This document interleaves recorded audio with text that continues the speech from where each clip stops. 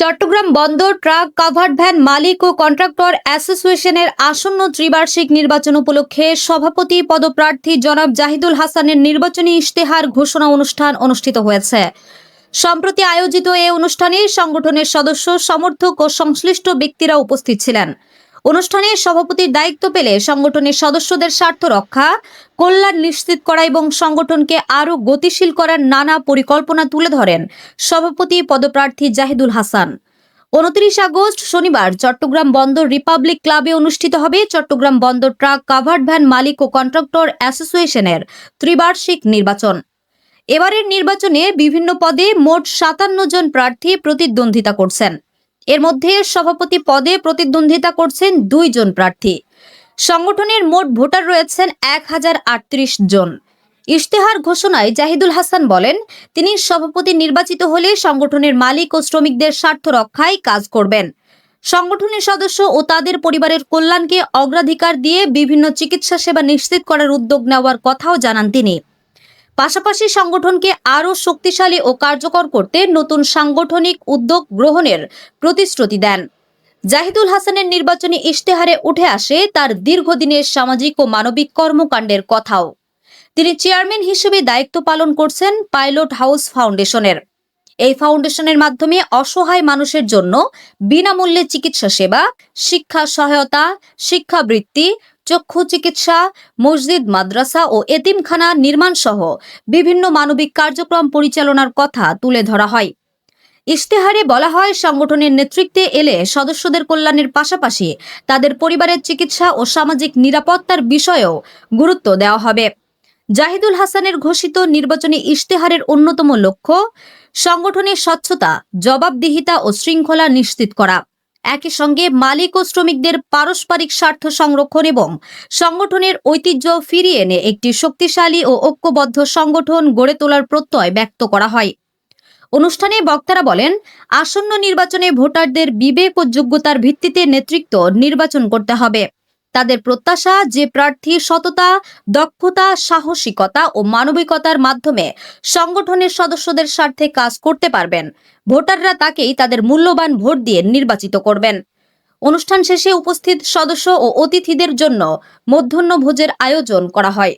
আমরা যদি নির্বাচিত হই, ইনশাআল্লাহ বন্দর ট্রাক মালিক ও কন্ট্রাক্টর অ্যাসোসিয়েশনের অন্তর্ভুক্ত ইকোনমিক লাইফের আওতায় আসা সকল কাজের ব্যাপারে আমরা নির্বাচিত হলে সরকারের সর্বোচ্চ পর্যায়ে যোগাযোগের মাধ্যমে এই সমস্যার সমাধানে সর্বোচ্চ গুরুত্ব আরোপ করব।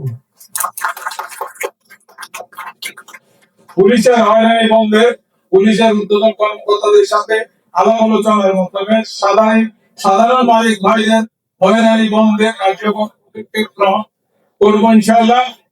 কল্যাণ খাতে এখানে আমাদের সমিতির প্রবীণ নেতা হাজী গোলাম রসুল এবং মাসুদ রানা সহ আমরা সাধারণ, আপনারা যারা মালিক আছেন, সাধারণ মালিক অন্তর্ভুক্ত করে একটি আইন শৃঙ্খলা কমিটি করবো ইনশাআল্লাহ, যাতে আগামী দিনে যাদের নেতৃত্ব সৃষ্টি হয় সেজন্য আমরা আপনাদের মধ্যে থেকেও তরুণ যারা উদ্যমী মালিক সদস্য আছেন তাদেরকে অন্তর্ভুক্ত করব।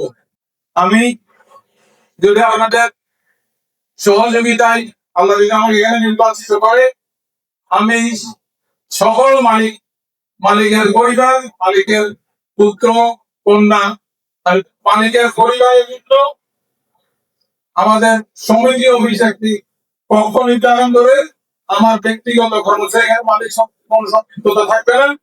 আমার ব্যক্তিগত খরচে আমি চিকিৎসা সেবা চালু করবো ইনশাআল্লাহ। আমি একবারের জন্য আজকে পর্যন্ত কাউকে বলি নাই যে আমাকে ভোট দিয়ে। আপনারা পাশাপাশি আমি আমার প্যানেল এবং আরেকটি প্যানেল আছে, তাদেরকে পাশাপাশি রেখে যদি মনে করে ওই সভাপতি আর আমি সভাপতি দুইজন প্রার্থীর মধ্যে যাকে আপনারা মনে করবে সমিতির সাথে কাজে লাগবে, যাকে আমরা মনে করবেন যে যোগ্য, যাকে বসালে আপনাদের সম্মান বৃদ্ধি হবে, তাকে আপনারা ভোটটা দিবেন। একইভাবে আমি বলবো আমার প্রতিষ্ঠানের ক্ষেত্রেও এই জিনিসটা আপনারা করবেন যে আপনারা আমার পূর্ণ প্যানেলে ভোট দিয়ে আমাকে সহযোগিতা করবে।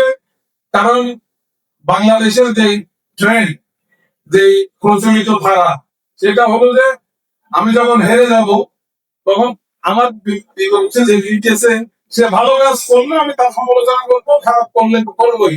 এই জন্য আপনারা এমন একটা পরিষদ দিবেন যেখানে আমরা সম্মিলিত ভাবে সবাই আপনাদের কাজ করতে পারি। ৭ম তলা একটা ভবন আমরা নির্মাণ করতে সক্ষম হয়েছি।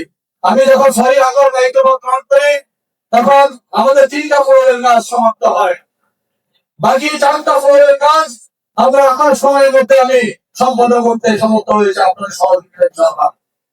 এর মধ্যে এর পাশাপাশি আপনাদের আমানত, যেই আমানত হিসেবে অভিযোগ দেখা হয়নি, আপনাদের যেই টাকা, এই যে ইনকাম আপনাদের চলা এবং আপনাদের যেই আমাদের বন্ধনের শেষ ডেলিভারি নামক একটা আমাদের ইয়ে আছে, সেই ডেলিভারি ওই উপাত্ত থেকে আমরা যেই টাকাটা আপনাদের থেকে আমরা সদস্যরা আমরা সংগ্রহ দিয়ে দিই, আমাদের টাকা আমরা সংগ্রহ দিয়ে দিই 100 টাকা পার গাড়িতে।